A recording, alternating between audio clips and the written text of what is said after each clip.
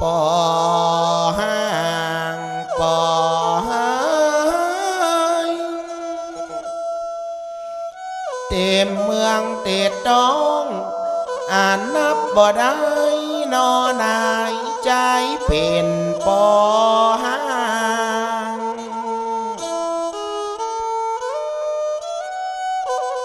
บ่ลางจากตายแสนสุขสบายบ่ฮอนโศกไม้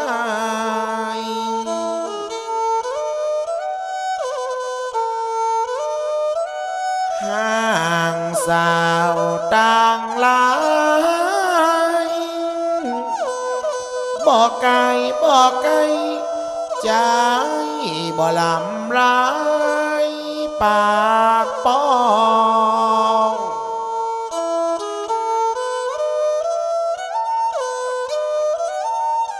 บ่เท่าเลี้ยงควายบ่ตายอย่าเลี้ยงน้องอยู่ตัวแม่เจ้ามา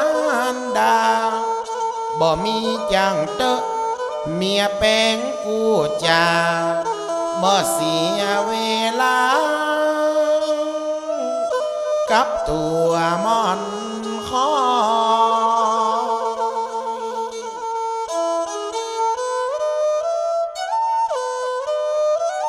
เมียห่างผัวบ่หนัวสักหน่อยมวนเหลือไปปอยบวชพระ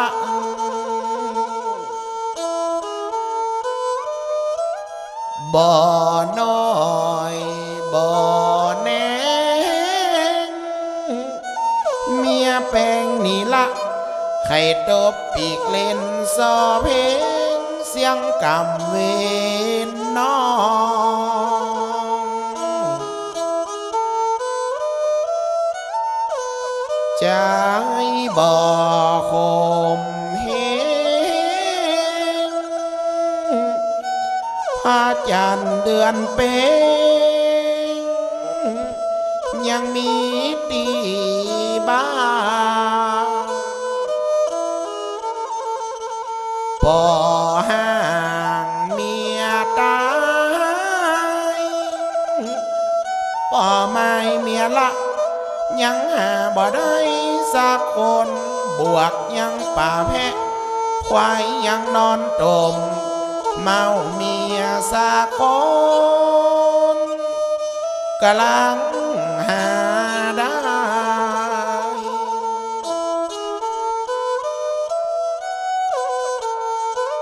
น้องว่าจ้างสารกับแม่นกใสน้องว่าอันได้จะแป้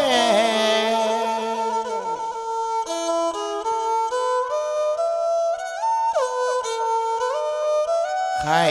ปลูกสาลีตีต้นนำแน่ก็กลายเป็นยาใบกายจะตินกเก้า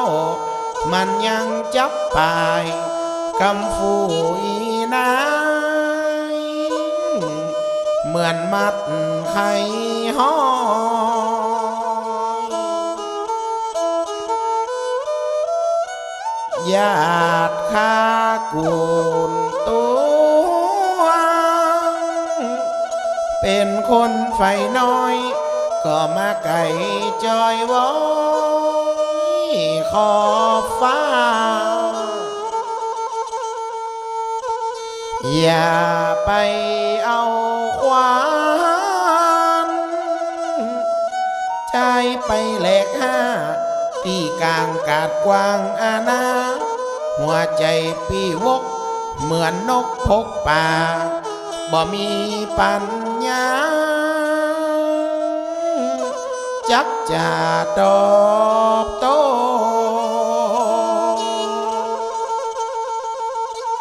จะอุปมาเหมือนจักจันโฮ ไล่กินแมงไม้เมาโม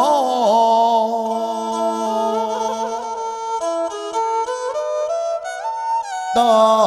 งหากกว้างใจเกี่ยวเลี้ยววกสุดเจนสาวหา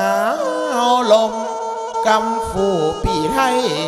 ฟูได้บ่สมเหมือนไม่กอมเลือ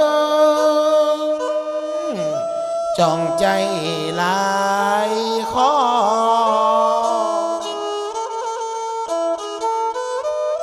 แล้วเสียแลน้ำแมงค้างหิ่งห้อยจะเพียบเตรียมดาวอยู่ฟ้า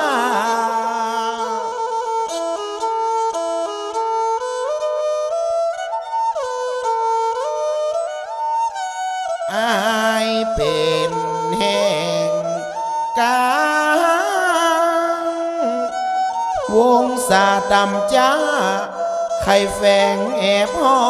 ยโหงคำบุญอายบ่อนักโยดสักบ่สูงขกูลบ่เดิงบ่เปิงโยดเจ้า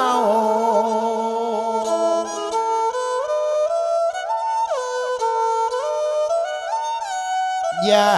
ติข้ากูลตัวเตียบต้องขึ้นเบาบ่เหมือนคำแดงแต่งลอย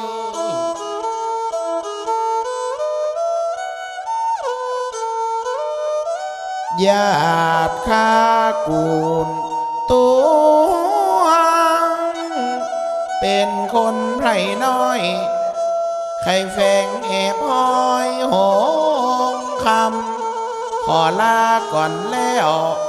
แม่บัวสีกำเวนบอดานปัดกันเสียจอ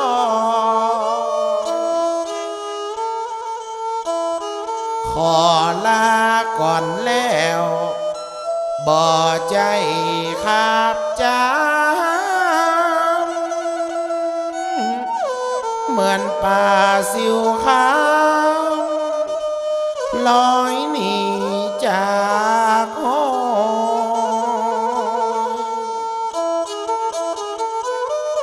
งลาเสียงลาหมอลาเกิดลากลางลากลางขวางบ้านต่างเดินพดาดอกไม้กุหลาบได้เฮินเอื้องจางเอื้องเงินสามปอยเอื้องเพิ่งจะรสกลิ่นหอ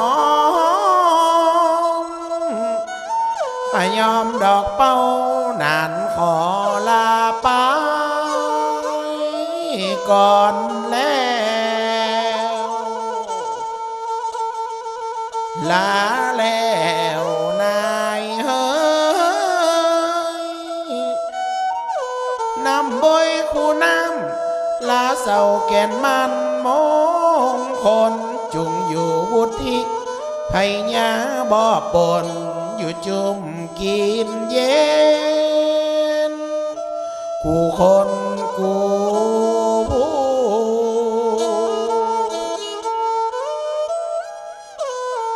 จากขออำลาเต่าไฟให้เขาละไม่การเกยหาบน้ำ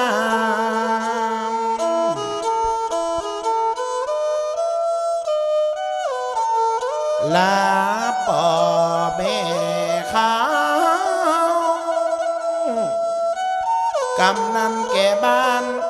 ลาทุกท่านมาฟังวันนี้บอดตา วันนาปะกันมีกินมีตามไปหวานบ่ต้องจ้าง